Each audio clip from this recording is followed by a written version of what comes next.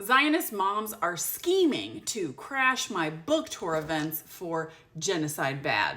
And I have the screenshots, so let's goof on them. So in the Facebook group, Mothers Against College Anti-Semitism, there was a call that went out to reserve tickets to my book tour events so that I would be speaking to an empty room. There are 16 screenshots worth of these comments of these moms buying up, all the tickets. They think they're very clever signing up with names like "You're a piece of shit" and "Golda Meir," former Israeli prime minister. Although some of them are a bit more savvy, saying make sure to use non-Jewish names so you won't be removed. Actually, we don't remove the names of Jewish people from the roster, but if you are confirming under "You're a piece of shit," you might not get your ticket delivered.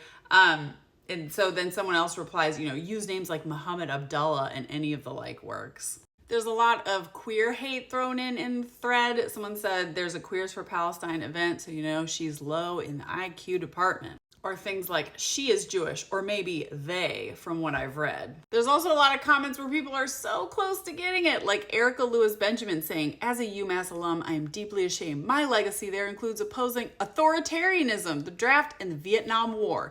This makes me wretched. Eric, please consider that those things may have some commonality with what Israel's doing in Gaza. Someone else, I wonder who came up with the title. It sounds like a caveman. Genocide bad, killing Jews good. No, actually, the book is very consistent on genocide bad for everyone. Someone suggests you should go and disrupt the event like they do, hold up pictures of hostages, the Bebas kids, etc. But notice how these people are cowards. They're not actually planning to show up in person. They just want to sit behind their computers and sell out my shows. But they want someone else to go do the brave thing. Now, Caroline Fox, I'll give credit to.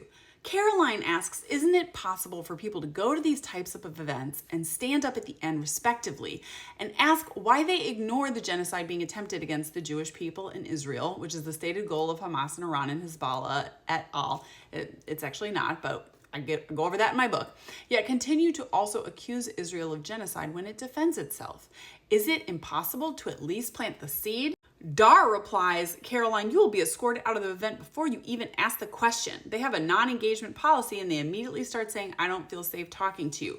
No, that's a lie, Dar. And Caroline, I would love for you to come to the event and ask that question. I am ready for you. I have answers. I have so many answers. I've written you an entire book of answers, but I will try to boil them down and answer you in person as specifically and concretely as possible. You seem, Caroline, like someone who has some curiosity about why we're saying genocide bad in relation to Gaza, and I would like to explain it to you. But my favorite comment comes from Eileen here, because Eileen is feeling defeated. She says, I ordered 2. It seems like we can't fight this because they are louder and larger. That's right, bitch. Yes, we are.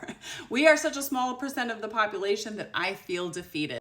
I was feeling defeated yesterday. I was crying on the internet again yesterday, feeling all the big feelings of grief and rage and guilt on the pub day of my book, because it just feels like it's too little too late. But these Zionist moms are feeling defeated, and they should be, because they've already lost irrevocably. Their whole deal has been trying to put out PR for Israel, but Israel's reputation with the people of the world is forever destroyed. We will never forget. As a Jew, respectively as a Jew, the name of Israel will forever be associated from now until the ending of the world with the murder of children, with mass rape and torture and the kidnapping of tens of thousands of people, with racism, apartheid, and genocide. And there's no amount of Facebook groups that are going to change that. The history books have already been written and printed and shipped.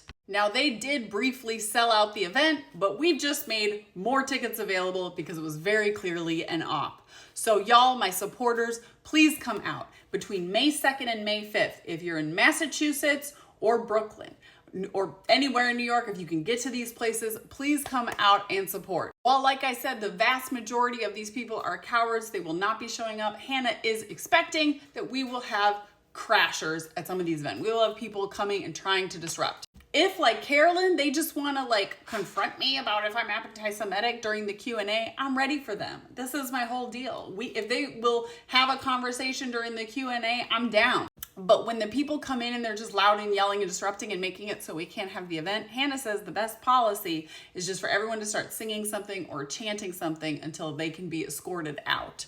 I'm thinking, what better thing to chant than genocide bad? Genocide bad. Maybe if an entire room full of people is chanting genocide bad at you, you might get the hint that maybe you're one of the baddies. But I'm very open to other suggestions for how we might handle disruptive people at these events.